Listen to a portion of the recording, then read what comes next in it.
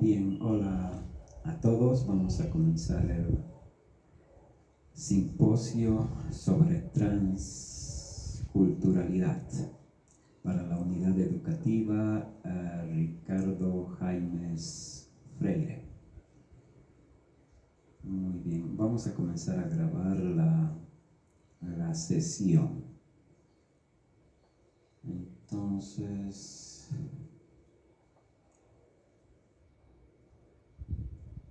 Recording in progress. Muy bien, estamos grabando entonces la sesión. Quiero dar la bienvenida a David, Cristian, Benito, Agustín y Esther. Bien, entonces vamos a comenzar compartiendo la pantalla.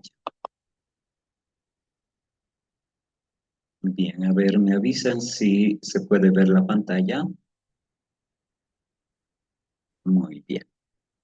Entonces, ahí está, ya creo que ya sí está bien. Benito nos está diciendo que se puede ver. Bien, entonces comenzamos este evento.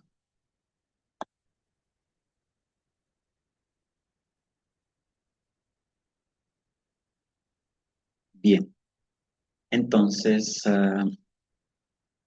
vamos a hacer este cierre del simposio aclarando algunas dudas surgidas en la apertura del simposio y algunas otras que se dieron en la socialización en la unidad educativa. Bien, los puntos que vamos a tocar en este simposio son la crisis de identidad cultural en Bolivia, lo que se ha venido reflejando en los censos de 2001 y 2012. Vamos a hablar sobre los pueblos indígenas originarios y el poder que han adquirido en estos últimos 20 años. La estigmatización del término mestizo. Recuerden que nuestra unidad educativa Ricardo Jaimes Freire es urbana. Por lo tanto, la cultura y la interculturalidad están más débiles todavía en ambientes urbanos. En estos ambientes, por lo general, las personas piensan que son mestizas y sin embargo hay algunos problemas con eso. Vamos a hablar de las tensiones por un currículum regionalizado que impone una identidad quechua folclórica. De hecho, el currículum regionalizado, ustedes saben que hay de la nación quechua, de la nación aymara, de la nación guaraní y de cada una de las 36 nacionalidades, ¿no? Vamos a hablar de Silvia Rivera Cosicanqui y su obra El Cheje, que valora la hibridez sin esencialismos. ¿Ya? Um, Cuando decimos esencialismos, estamos hablando de la pureza cultural. Luego vamos a hablar de sincretismo y finalmente vamos a hablar sobre el currículo transcultural. Bien, comencemos entonces. Bien, um, debemos decir que ah, ya en la etapa de socialización hubieron algunas cuestionantes sobre el contenido del proyecto transformador, pero esas cuestionantes venían desde el lado de la ciencia y la academia. No han tomado en cuenta que este trabajo es un trabajo decolonial, por lo tanto, no se basa tanto en las reglas argumentativas de la ciencia y la academia, sino que más bien es un estilo, una metodología crítica a la ciencia y a la academia universal. Entonces, los argumentos son presentados de manera diferente en un proyecto de investigación decolonial. Por ejemplo, vamos a decir que hay, por lo general, los argumentos fuertes y los argumentos débiles. Se piensa que los argumentos fuertes, o sea, los que pueden ser casi irrefutables, son la matemática, la física, la química, la biología, las ciencias exactas, ¿no? Las ciencias puras, como dicen, la historia, la lógica y la filosofía. Mientras que los argumentos débiles pueden ser la psicología, la retórica, la filosofía, la literatura y artes, la historia, la lógica y la filosofía. Son argumentos débiles porque son muy subjetivos, ¿ya? Pero cuando hablamos de argumentación decolonial, estos argumentos débiles pasan a ser en realidad muy, muy fuertes. ¿Por qué? Porque lo decolonial, a diferencia de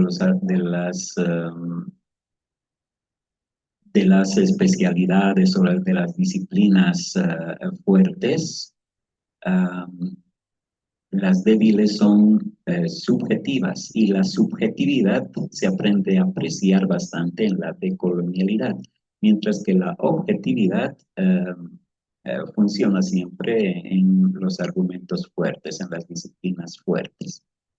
Bien. Por ejemplo, un ejemplo de argumentación débil que se convierte fuerte fue en las obras de Eduardo Galeano, ¿no?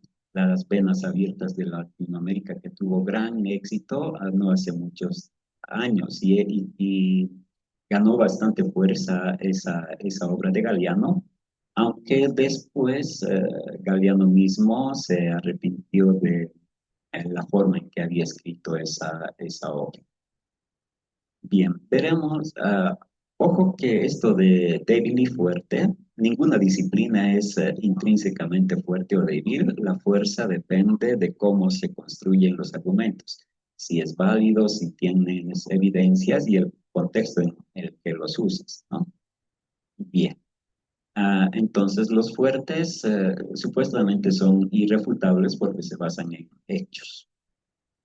Bien, veamos algunos ejemplos de argumentos fuertes y de disciplinas que son cuestionadas por la descolonización.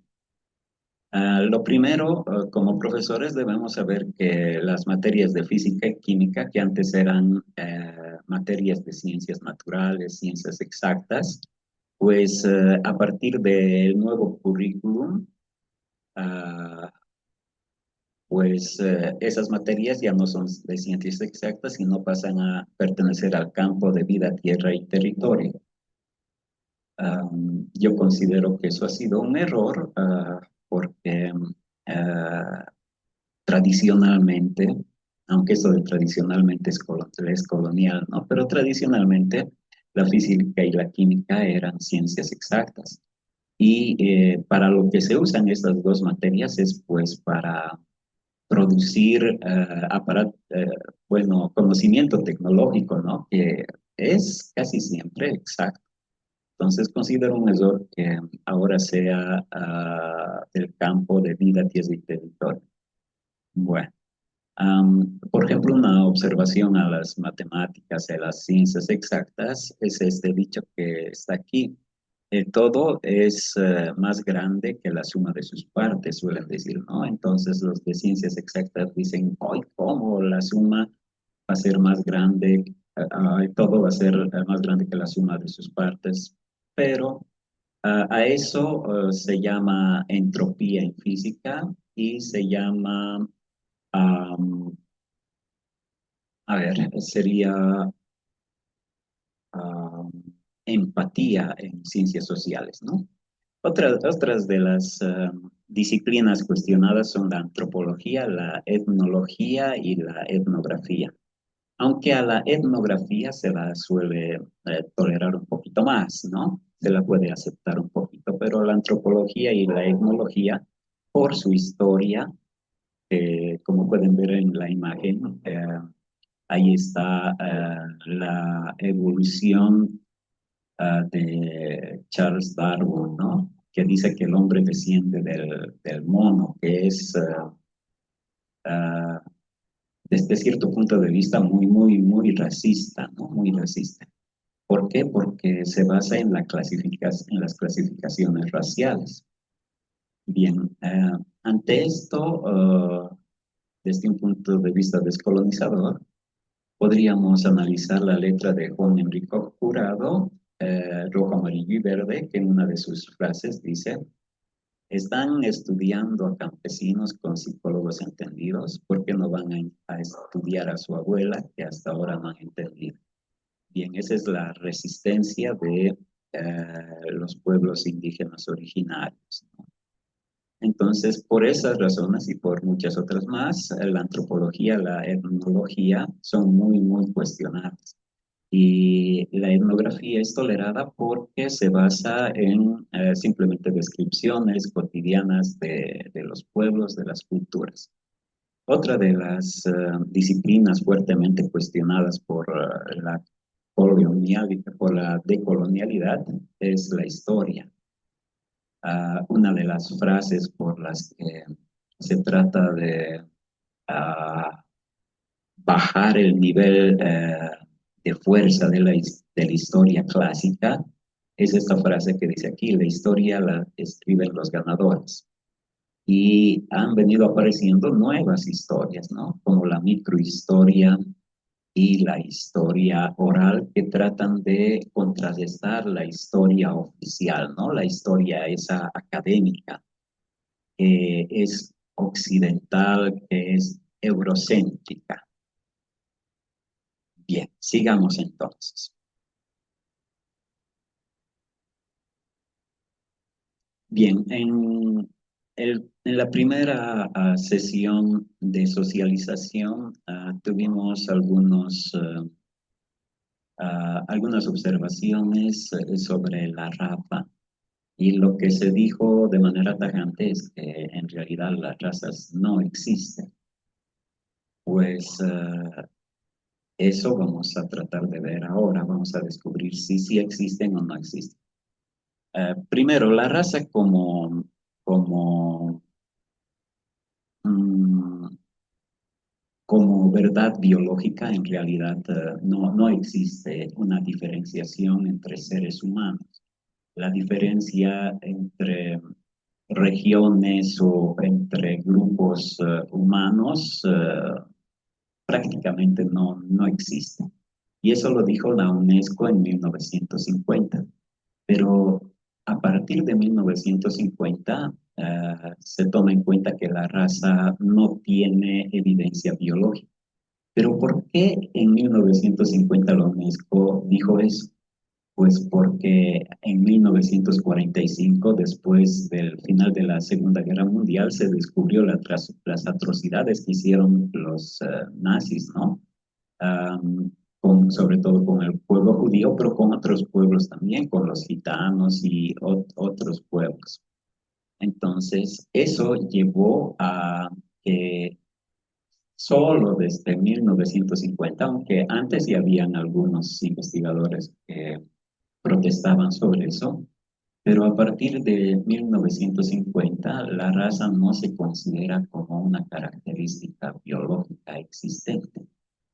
Bien, y eso es lo que nos dice la oración que está después. No existen razas humanas discretas de variación genética. La variación genética es continua y lineal. Quiere decir que es continua, con más diferencias dentro de grupos que entre ellos. Bien, entonces, cuando en la socialización decían que no existían las razas, pues eso era cierto. Pero razas en el sentido biológico, ¿no? Pero veamos ahora qué dice la sociología. La raza como biología no existe, pero la raza son construcciones sociales. La raza como construcción social en realidad sí existe. Bien. ¿Por qué? Porque la raza se basa en percepciones culturales, económicas y políticas. Bien. Generalmente estas percepciones son de opresión cultural, económica y política. Bien. Cuando decimos que la raza es una construcción social, entonces también han aparecido las etiquetas raciales. una de esas etiquetas es la etiqueta de mestizo, que por lo general se ha dado aquí en América Latina. Bien, y tenemos aquí que como la raza es una construcción social, entonces el racismo es real. Por eso existen las leyes contra el racismo en muchos de los países de todo el mundo, entre ellos nosotros con la 045, ¿no? Bien, es la ley contra el racismo y toda forma de discriminación.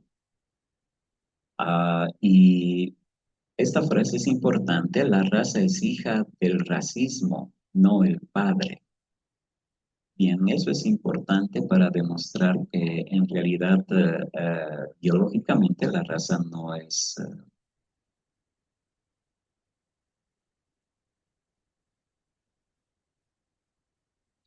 la raza biológicamente en realidad no existe.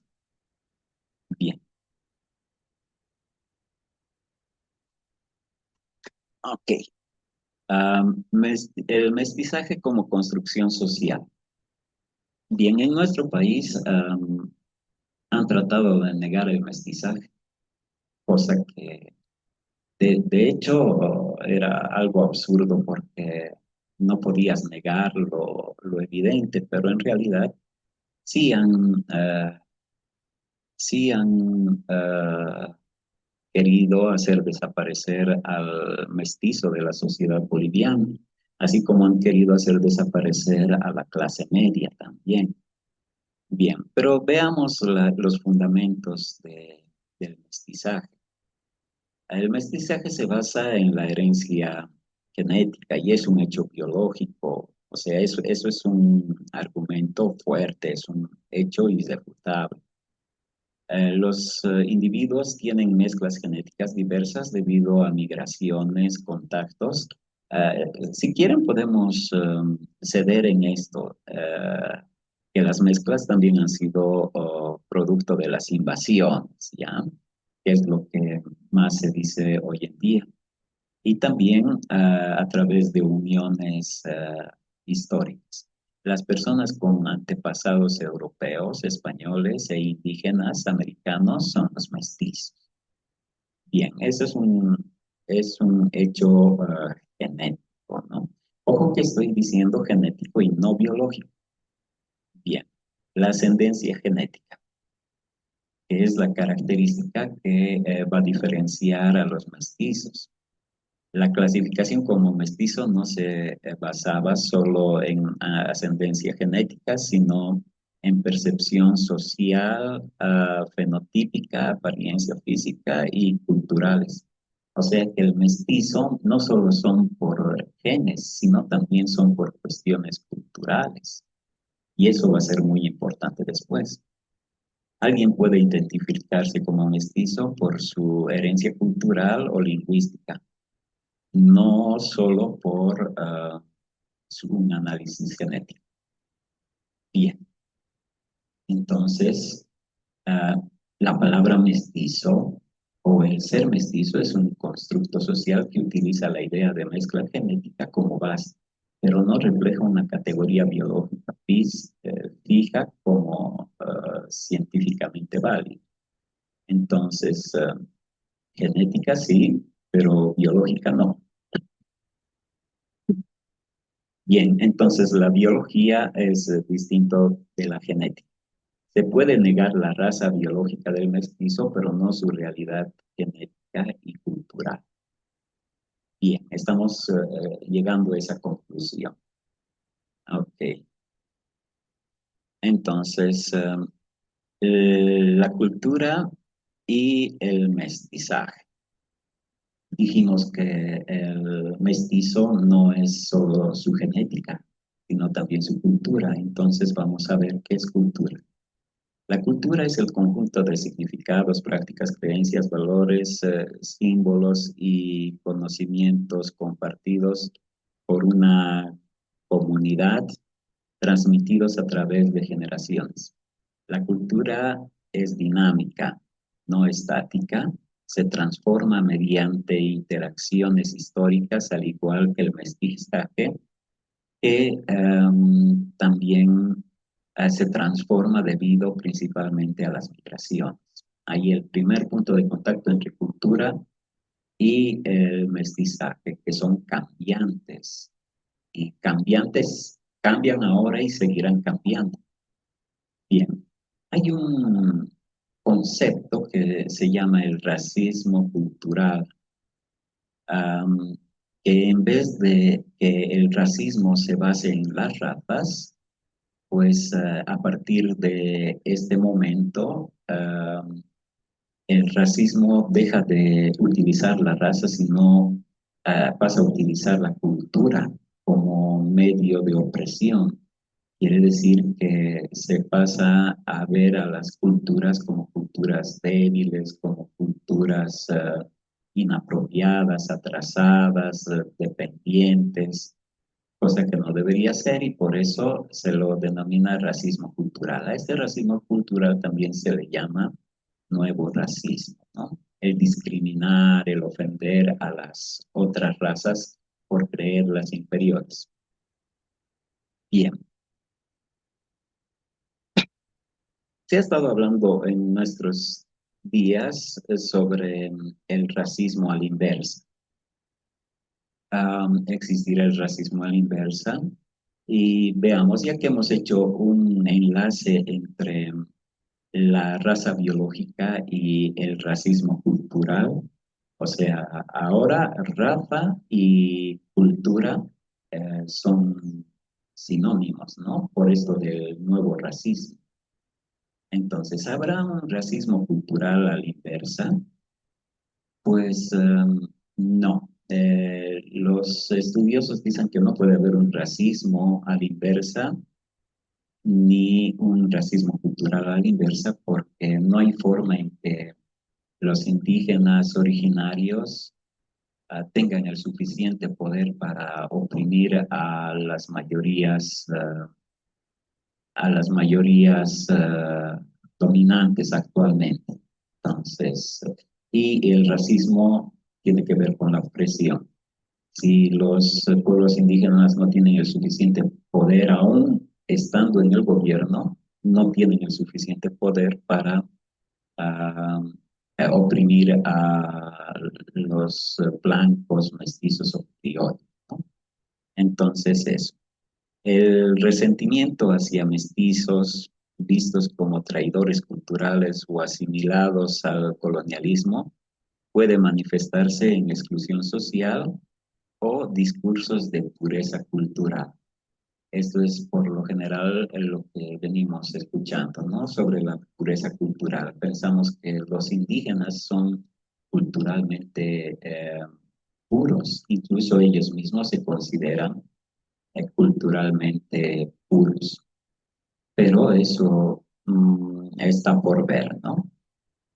Bien, entonces aquí tenemos un pequeño resumen de cómo se puede llegar de la pureza cultural que pretenden tener los indígenas y cómo se puede llegar hasta una pureza racial, ¿no? Hasta una pureza racial. Claro que es un extremo muy fuerte el afirmar que se puede llegar de la pureza cultural a la pureza racial, pero ese camino está dado por la siguiente secuencia. De la pureza cultural pasamos al racismo cultural y del racismo cultural a la raza biológica, de la raza biológica al constructo social o etiqueta social de mestizo y de ahí a la herencia genética. Y una vez que estamos ya en la herencia genética, que es un hecho irrefutable, si insistes en que tienes la herencia genética, pues pasas a la pureza racial. Entonces, como ven, hay un vínculo entre la pureza cultural, o hay una conexión entre la pureza cultural y cómo se puede llegar a la pureza racial.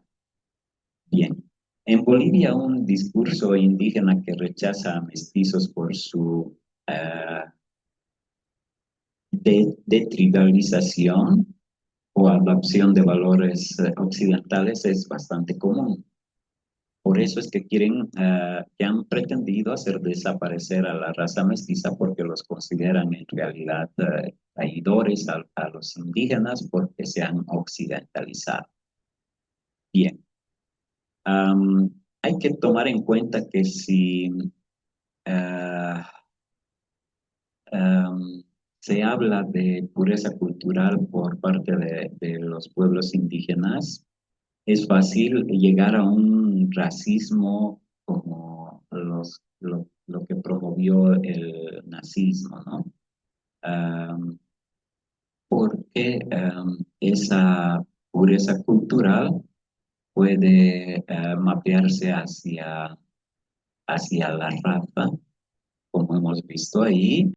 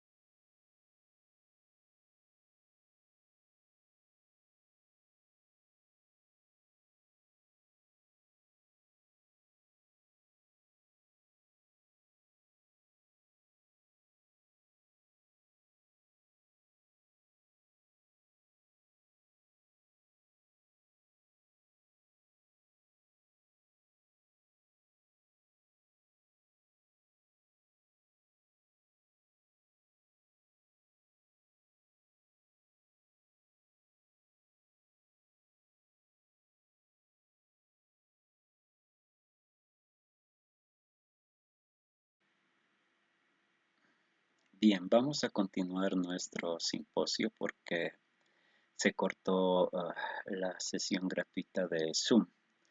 Ahora hablaremos de la biologización de la cultura. Bueno, la cultura se esencializa. Quiere decir que llega hasta sus esencias, incluso sus esencias biológicas. Un grupo define su identidad cultural como fija o superior, incluyendo a quienes no cumplen con ciertos criterios. Hablar una lengua indígena o practicar rituales específicos. Si estos criterios se vinculan a ascendencia genética, ejemplo, solo los de sangre indígena son auténticos, la pureza cultural puede deslizarse a una noción racial. El resentimiento histórico en contextos como el boliviano se traducen en el trauma colonial que puede llevar a movimientos indígenas a rechazar lo asociado con lo blanco, lo mestizo, por ejemplo, el término despectivo cara, que fue muy usado en este gobierno. Si este rechazo se rigidiza en una narrativa de autenticidad cultural, podría evolucionar hacia una exclusión basada en percepciones de ascendencia, es decir, genética. El uso de marcadores biológicos en casos extremos, los discursos culturales podrían apoyarse en pruebas genéticas para validar la autenticidad indígena, biologizando la identidad cultural. Esto ya ocurre en los Estados Unidos, donde ciertas tribus exigen pruebas genéticas para reconocer membresía a esos pueblos o pertenencia. La Constitución Política del Estado, en su artículo 30, inciso I, dice que es nación o pueblo indígena originario campesino toda la colectividad humana que comparta identidad cultural, idioma, tradición, historia e instituciones, territorialidad y cosmovisión cuya existencia es anterior a la invasión colonial española.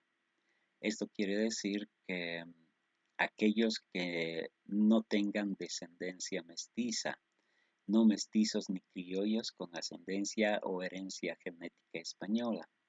Ahí ya está habiendo una especie de biologización de las naciones indígenas en este caso. El artículo 2 nos dice que dada la existencia precolonial de las naciones y pueblos indígenas originarios campesinos y su dominio ancestral sobre sus territorios, se garantiza su libre determinación en el marco de la unidad del Estado. Bien, entonces los pueblos indígenas tienen derecho a su cultura, al reconocimiento de sus instituciones y la consolidación de sus entidades territoriales.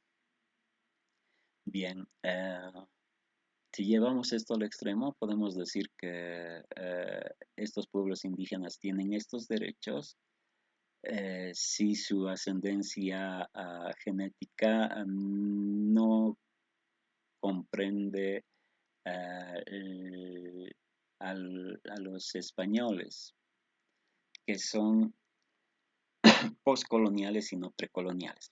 Muy bien. La Constitución Política del Estado, en su artículo 32, dice: el pueblo afroboliviano goza en todo lo que corresponde a los derechos económicos, sociales, políticos y culturales reconocidos en la Constitución para las naciones y pueblos indígenas originarios campesinos. Nuevamente, para hacer valer sus derechos, si no es por razones de raza, tendría que ser por razones genéticas que puedan hacer valer estos sus derechos. Bien. Entonces, si no hay raza biológica, la única manera de otorgarles los derechos es mediante su ascendencia afro. Como vimos aquí, la biologización de la cultura ha llegado hasta niveles constitucionales. Bien.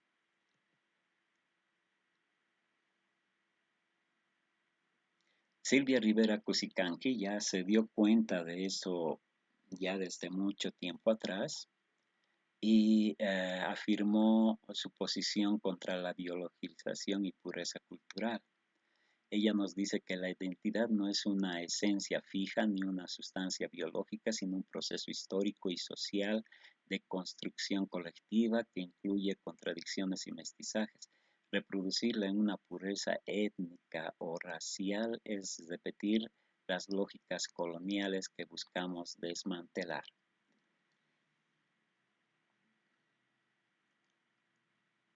Bien, también nos dice que el esencialismo cultural que pretende fijar la identidad indígena en una pureza intocada no solo es irreal, sino que reproduce las categorías coloniales de raza al sustituir o al asumir que la autenticidad depende de una supuesta homogeneidad étnica o biológica.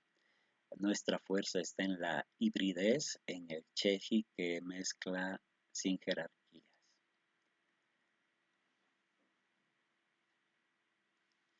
Bien, también nos dice que la descolonización no puede caer en la trampa de biologizar la identidad como si ser indígena fuera una cuestión de sangre o genética. Esto es una herencia colonial que debemos rechazar. Ser indígena es una práctica cultural, política y social abierta a quienes se comprometen con la lucha, sean mestizos o no. Notar la contradicción con el artículo 30 de la Constitución Política del Estado. De hecho, Silvia Rivera hasta aquí nos está diciendo que efectivamente lo mestizo o el concepto de raza no es biológica, sino es más bien social, es un concepto social. Bien, cuando los movimientos indígenas caen en la tentación de reivindicar la pureza cultural o étnica, corren el riesgo de repetir las lógicas de exclusión colonial, sustituyendo una jerarquía por otra. La descolonización debe ser un proceso de inclusión donde la mezcla cultural no sea vista como una traición, sino como una riqueza. Bien, algunos de los pueblos indígenas creen esto sobre la pureza cultural, incluso sobre una moralidad superior de los pueblos indígenas. Incluso algunos piensan en una cosmovisión superior también. Bien. Bien, ahora vamos a hablar sobre la mezcla cultural. La mezcla de conocimientos entre diferentes culturas puede hacerse mediante la interculturalidad, la transculturalidad o ambos.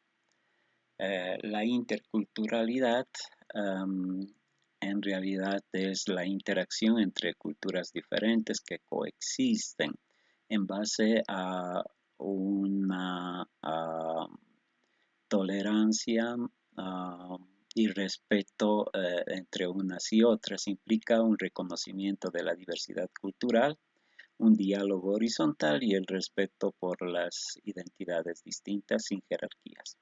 La transculturalidad va más allá de la coexistencia pacífica y significa una fusión o mezcla profunda de elementos culturales que generan nuevas formas culturales híbridas. Este término, desarrollado por pensadores como Fernando Ortiz en Cuba, es común para estudios postcoloniales para describir procesos como el mestizaje, que es lo que nos interesa a nosotros. Bien, vamos a hablar sobre qué opina Silvia Rivera Cusicanqui sobre esto.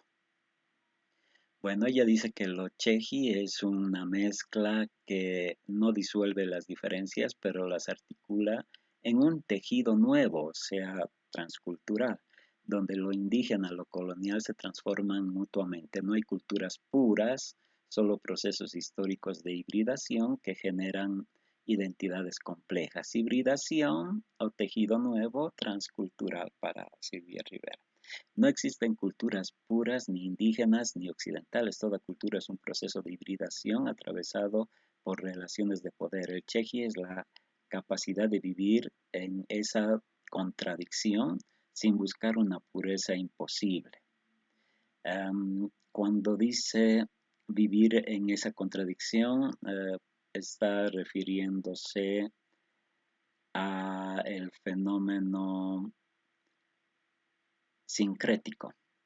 Bien, Silvia Rivera Cusicanqui también dice que el Estado plurinacional debe ser un espacio de hibridez, no de pureza. La interculturalidad oficial a menudo cae en el folclorismo, pero la verdadera descolonización requiere de un Cheji que articule lo indígena y lo mestizo sin privilegios ni exclusiones. Aquí ya la primera mención del término mestizo en Silvia Rivera.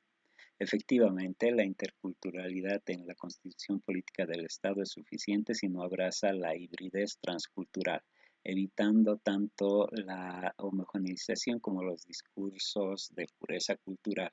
Estos discursos de pureza los vamos a ver después, que son muy comunes en nuestro medio.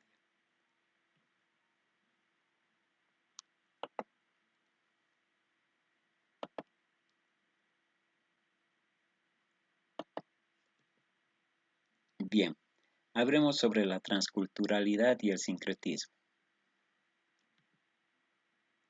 Pero antes sobre el fracaso de la interculturalidad en Ecuador, Perú y Bolivia. En Ecuador, los procesos interculturales mostraron ser un fracaso porque las escuelas E y B, o sea, interculturales bilingües, priorizaban los modelos estatales sobre los indígenas, reduciendo la interculturalidad a un discurso folclórico. Recordemos que Silvia Rivera ya habló sobre lo folclórico como un fracaso.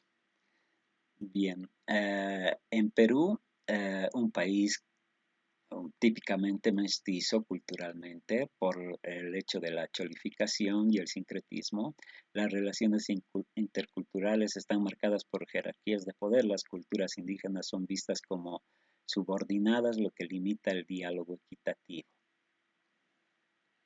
Bien, en Bolivia, aunque la constitución política reconoce 36 lenguas indígenas y promueve la interculturalidad, la educación intercultural bilingüe y las políticas públicas a menudo no logran integrar a mestizos afrobolivianos en un diálogo horizontal, quedándose en lo normativo.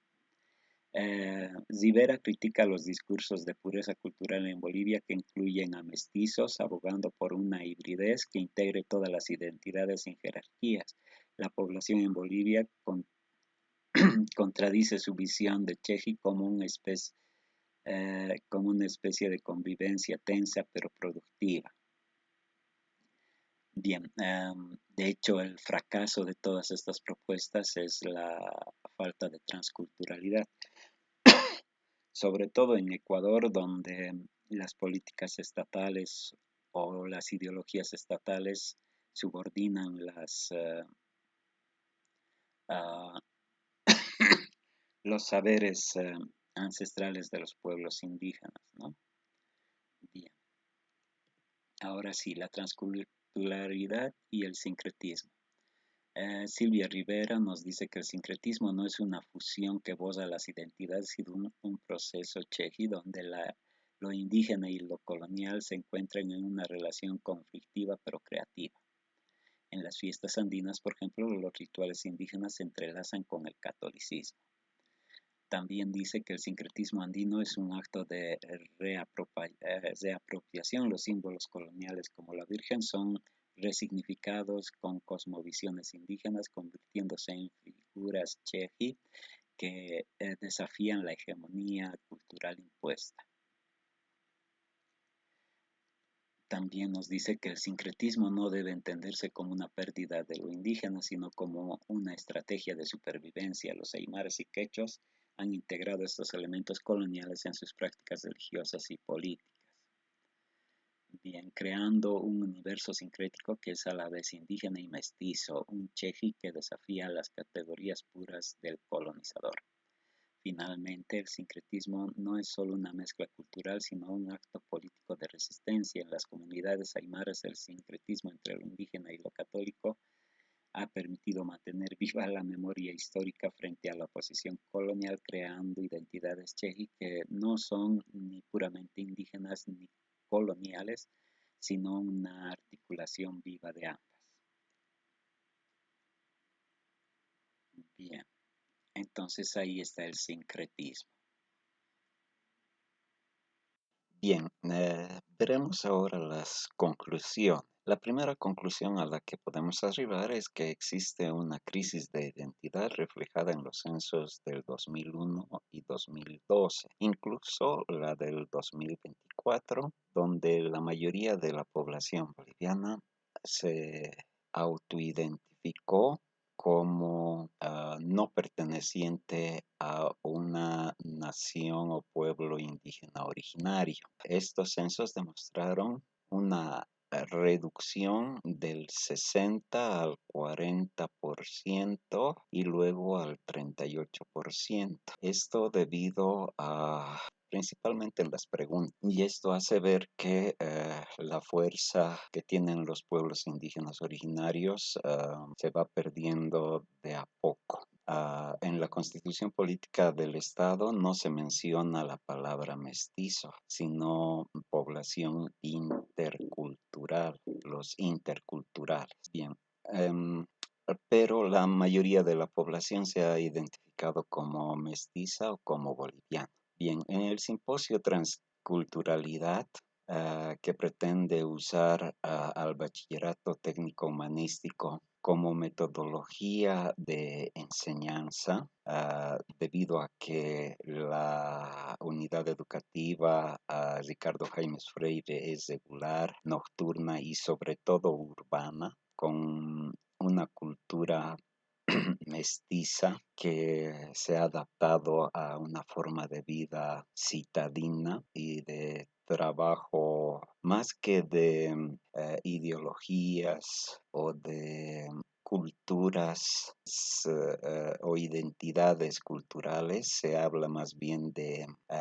identidad de clase en el ámbito urbano. Por lo tanto, muchas veces se los considera a las personas citadinas como algo pues malo, como traidores de las culturas originarias, cosa de que no debería ser.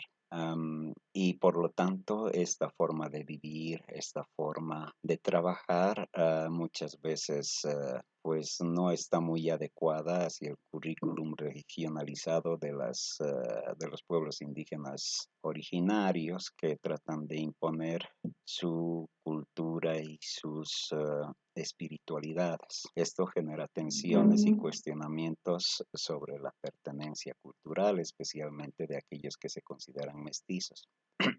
Bien, inspirados en todo ello y sobre todo en el pensamiento de Silvia Rivera Cusicanqui, que abraza la hibridez como resistencia sin caer en esencialismos, quiere decir sin caer en una pureza cultural y menos aún en una pureza racial de los indígenas, nuestra propuesta establece que se deben integrar, si no es que fusionar, los saberes empíricos populares y mestizos, indígenas y afrobolivianos en un currículum transcultural que valore la identidad sincrética de los estudiantes, fomente el diálogo horizontal y rechace la biologización. Según Rivera Cusicanqui, la identidad no es una sustancia biológica, pero es una realidad social que permite a los mestizos tener formas de defender su forma de vida dentro de un marco plurinacional exclusivo y que esté en línea con la constitución política del Estado, que muchas veces se queda en la folclorización y que no profundiza en la transculturalidad. La principal conclusión es que la interculturalidad existente actualmente no es suficiente y que se requiere de procesos transculturales más profundos, que son los que están avanzando no solo en Bolivia, sino que en todo el mundo debido a los procesos de migraciones que son frecuentes en nuestro planeta. Finalmente, hacer una pequeña reflexión sobre la pretensión de construir un Estado plurinacional que que no tome en cuenta a los mestizos. Eso fue una pretensión bastante atrevida, porque el pretender desconocer a los mestizos, que son en realidad la mayoría de la población boliviana, fue un grave error, uh, casi comparable a los errores de Ecuador y Perú, ¿no? que pretendieron construir estados plurinacionales sin tomar en cuenta a la mayoría de la población mestiza.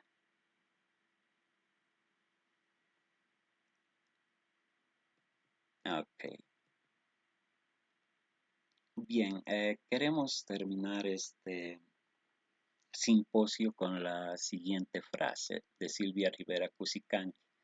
No existen culturas puras, ni indígenas ni occidentales. Toda cultura es un proceso de hibridación, atravesado por relaciones de poder.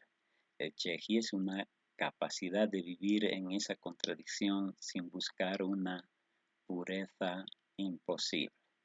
Silvia Rivera Cusicanqui. Gracias por su participación. Hasta la próxima ponencia.